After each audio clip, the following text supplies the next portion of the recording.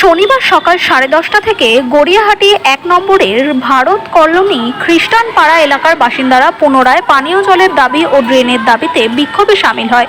অভিযোগ যে ড্রেনের কাজ শুরু হওয়ার পর থেকেই তারা পানীয় জল পাচ্ছে না। এছাড়াও অভিযোগ জলের পাইপলাইন খুঁড়ে ফেলে দেওয়া হয়েছে। স্থানীয়দের কাছ থেকে জানা যায় 3টি গ্রামের প্রায় 1500 পরিবার সেখানে বসবাস করে।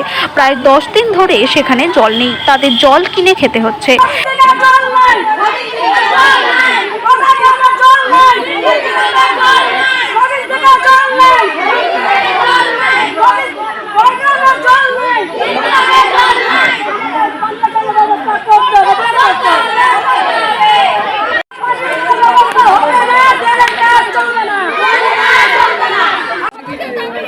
এমন অবস্থায় তারা স্থানীয় পঞ্চায়েত প্রধানকেও জানায়, কোনো সমাধানের সূত্রপাত মেলেনি।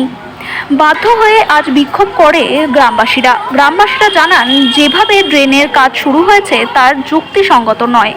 যদি এত বড় ড্রেন করা হয় তাহলে তাদের সমস্যার সম্মুখীন হতে হবে, তাই তারা ছোট ড্রেন চাইছে। গ্রামবাসীদের এদিন আরও অভিযোগ, পানীয় জলের ব্যবস্থা করতে হবে, তারপর তার ড্রেনের কাজের বিষয়ে ভাববে। এই বিষয়ে গ্রামের পঞ্চায়েত জানান, গ্রামবাসীদের অভিযোগ ভিত্তিহীন, জলের কাজ চলছে, দ্রুত সমাধানও হয়ে যাবে। আজ থেকেই গ্রামবাসীর পানীয় জল পাবেন। কিন্তু সেখানকার একজন স্থানীয় বাসিন্দা জানিয়েছেন যে পঞ্চায়েত প্রধান এবং অঞ্চল সভাপতির সহ সভাপতিকে কোনো সময় গ্রামে দেখা যায় না। পঞ্চায়েত যা বলছেন তা যুক্তিসঙ্গত নয়। আমরা জানিয়েছিলাম, কোনো সমাধান হয়নি। বিষয়টি হচ্ছে, একটা জেলা পরিষদ থেকে কাজ হচ্ছে, তো কাজ হতে গেলে তো একটু মনে করো টাইম তো লাগবে। তো ড্রেনের গর্ত যখন করা হলো তখন থেকেই সবাই অভিযোগ করতে শুরু করলো যে গর্ত এত বড় কেন। গর্ত বড় করা হয়েছে মানে ড্রেনটা তো এত বড় হবে তা না, ড্রেন তো ছোটোই হবে। তা যখন হয়ে যাবে তখন ওরা ঠিকই বুঝতে পারবে, এখন বুঝতে পারছে না, অযথা ঝামেলা করছে। রাস্তা তো 19 ফুট থাকার কথা ছিল, সে জায়গায় এখন নাকি 12 ফুট আছে। তো 12 ফুট আছে, 12 ফুট রাস্তা থাকবে, তার থেকে মনে করো 2 ফুট হয়তো ড্রেন হবে, 10 ফুট থাকবে। 2 ফুটের জল পাচ্ছে না। আমি তো ওদেরকে আশ্বস্ত করেছি যে সেটার জন্য চেষ্টা করছি।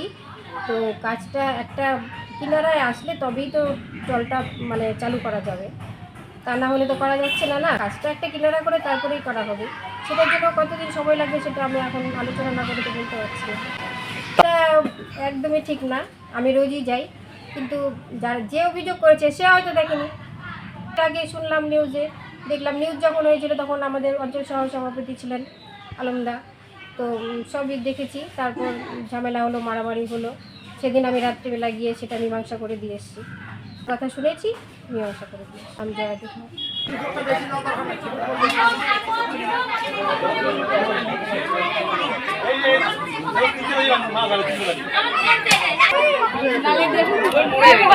বান্দা হবে